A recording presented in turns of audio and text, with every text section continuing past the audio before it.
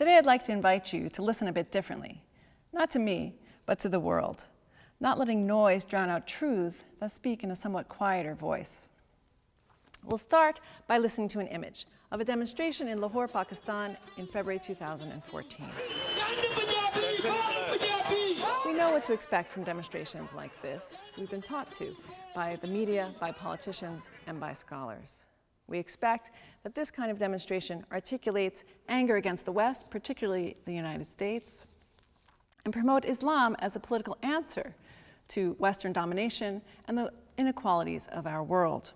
We call this today by the term fundamentalism, and the violence done in its name, terrorism.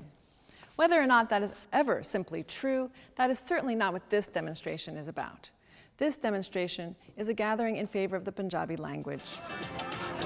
Punjabi is not used in pre-collegiate education in Pakistan, even though it is spoken by almost half of the population of Pakistan, and in the world, the majority of Punjabi speakers live in Pakistan, around the same number of native speakers of German. Activists for Punjabi simply seek to make it possible for Punjabis to read, write, and learn in their own language. To understand why, we have to look at a map. In 1947, the cultural and linguistic region of Punjab, roughly indicated by the white overlay on the map, was divided along religious lines between the post-colonial states of India and Pakistan. The demonstration that we just saw, therefore, actually crosses a very real physical border that divides Punjabi speakers between India and Pakistan. And this border was drawn with great violence. The massive transfer of populations at that time is estimated at around 15 million. Approximately 1 million people lost their lives, and it was accompanied by violence against women on a massive scale. And the border still divides Punjabis. But the story of Punjabi does not end there, at that border, and that's what matters. This is a story that continues, despite division, and despite continuing animosity between India and Pakistan.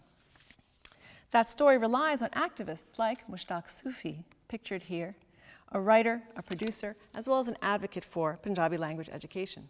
He and fellow activists seek to make connections among Punjabis in Pakistan who share the same language, but also with Punjabi speakers in India and around the world. In doing so, they draw on Punjabi cultural commitments that constitute what Sufi argues is a kind of radical humanism, as he describes here. Radical humanism is the बुनियाद है, क्योंकि साढ़े सारे classical writers poets ने वो हमेशा जिहड़ा establish order है उन्होंने रेजिस्ट करते रहे हैं. Activists like Sufi don't do this for solely aesthetic reasons, for love of language and literature, as great as that love may be. They seek social change in Pakistan, to move from a highly stratified society as we now have, towards one with opportunities for people who now cannot even receive education in their native tongue. This is a different response to the politics of our time, a different way of addressing the marginalization in Pakistani society that leads to radicalization without the use of a single drone. Thus, it's through education as well as through literature that we can see different drawings of borders. We can see this articulated clearly for us in one of the signs that was up at the day of that demonstration in Pakistan, which says, Damodar Joshua Nanak te Farid di Boli Pardhao, which means teach the language of Damodar, Joshua, Nanak, and Farid, each of those individuals representing one of the religions in Punjab, Hinduism, Islam, Sikhism, and Christianity. So this issue matters, therefore, to global politics, as well as to Punjabis in Pakistan. But it also matters to the many Punjabis around the world who support and promote Punjabi.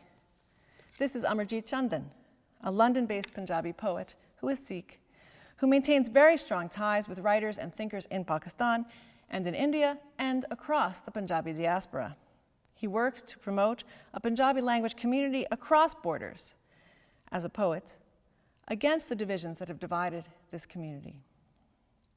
I too became part of this story because I teach at the University of British Columbia in Vancouver, Canada, which also happens to be a major center for Punjabi language education, literature, and advocacy. So the Punjabi story is a Canadian story too. You might think we've come a long way from that demonstration in Pakistan, but really it's not so far at all. I think many of us dream of a common language, as Adrienne Rich put it in 1976. That is what's pictured here. People gather together to find a language across borders and across communities, with recognition of and effort to address the inequalities that divide us. This is something we need as urgently here as we need in Pakistan and in India. What does that common language look like? That language that brings us together instead of tears us apart? The Punjabi activists and writers that I've introduced you today describe one of its Punjabi forms, but it takes different forms in different places. One of the first things we need to do is to learn how to listen. The answer to the divisive politics of our time is already here among us. Let's listen to its call.